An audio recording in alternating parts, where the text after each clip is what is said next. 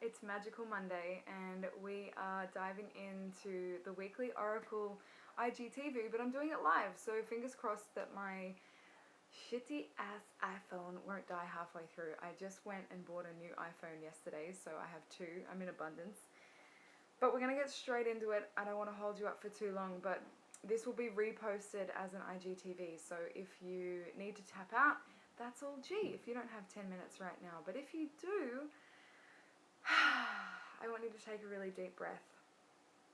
I want you to get present to whatever is true and real in your body and what is real and true in your heart and your feelings right now.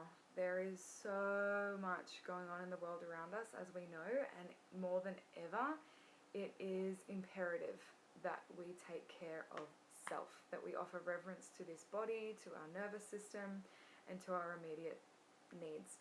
So if you're unable to join us live, that's totally okay. You'll see this reposted as an IGTV and up on YouTube for the Oracle of this week. But what I'm going to do is piggyback on last week's Oracle guidance reading and share with you the other three cards that have been sitting in my mesa for the last few weeks since I've gone into social distancing / isolation / retreat. So if you haven't watched last week's video, go to IGTV and head on over to the weekly guidance Oracle series to catch up on the messages that were last week, because damn, they were on point and a perfect lead-in to the messages that I'm sharing with you this week. So get nice and comfortable, take a few deep breaths. You can even close down your eyes and just really open to receive and attune to the messages underneath these messages. Whatever lands for you is totally right and perfect for you today. So I inquired when I sat with my mesa, my medicine bundle, which you've seen me work with a few times last week, and asked about this particular time in history, what this phase was all about for us as a collective and for us as individuals and for you. And what I received last week was that this was about activation, integration, and surrender. And what I'm sharing with you this week is the other three cards to counterpart those messages. To start off with, I asked a question specifically around leadership and how I can best lead myself through this time and how I can lead others. And so this card goes to you as well as to what is really important. And so we have the Forge, Don't Follow card.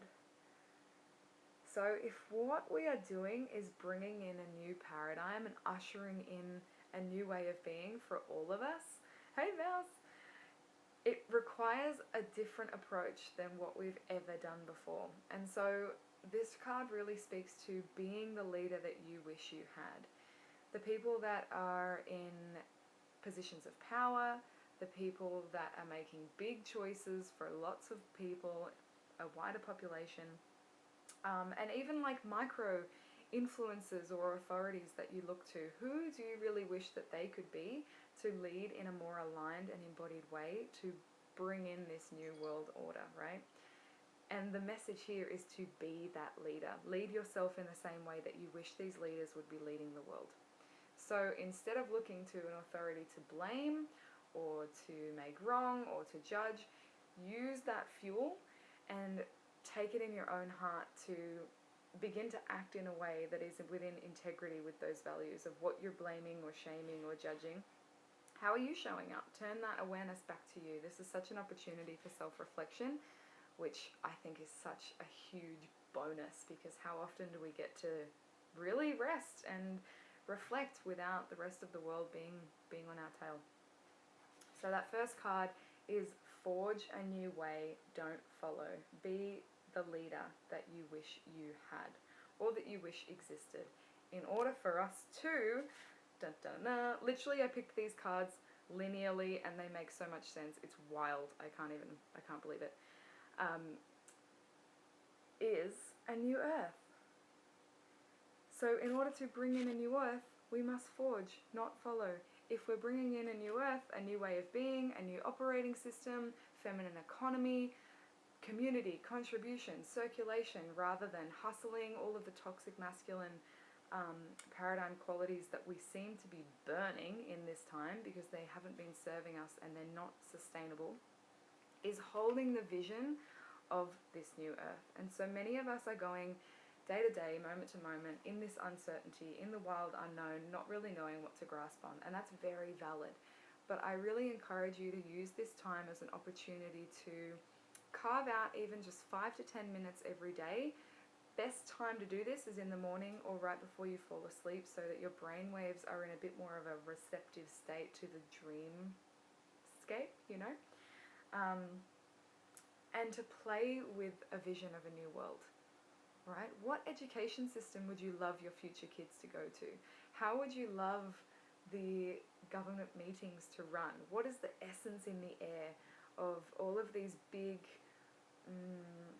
bodies and entities that exist now that you can put a little sparkle in? How can your glitter imbue into the current systems that are falling, crumbling, breaking away, and hold on to that vision when everything seems fucked, which it's really easy to think that way right now. How can you do your part in holding a vision for a new earth? So what this looks like for me, here we go. So what this looks like for me is a few moments every day just tapping into my script, the dreams that I've had, and instead of just like kind of wiping my hands and being like, oh well, I'm in the wild unknown, I'm powerless, here, have all my authority, it's this beautiful dance of co-creation, of still being a part of the creative process with the world around you, because that is how fucking powerful we really are. We created this, and so what are we creating next? And what we're creating next happens now. Does that make sense? So whatever you're thinking about, whatever frequency you're holding, whatever visions that you're, playing with, really prioritize that dream time during this space of uncertainty. Hey Lou, because that is what is creating the future that is coming, right? And if we're all sitting in this hot mess of, I don't know, I'm powerless, then we're only going to keep generating the same. And so in order to create the new earth, we have to hold a vision for it. So I would love to hear from you, actually. What is the new earth that you see that we're birthing right now? Is it equality? Is it liberation? I play with right now. So yeah, get playing. Now, my phone is on 10%, so it will cut me off. But the last card is you have it all within you, child of the cosmos. What an awesome card to finish the whole reading on, which is that anytime you feel you don't have the answers, anytime the information is lacking, trust that there is a bigger intelligence that you can tap into, because we are birthing a new world, a new earth, a new order, a new operating system. It means that we have to trust in new information that we haven't built upon before. So yeah, it's such an exciting time, and I can't wait to hear how this lands for you. I'm going to jump off before my phone dies because I don't want to lose this recording, but I'd love to continue the conversation over on IGTV when I post this later tonight. Much love for the week ahead, and I hope this guidance has served you.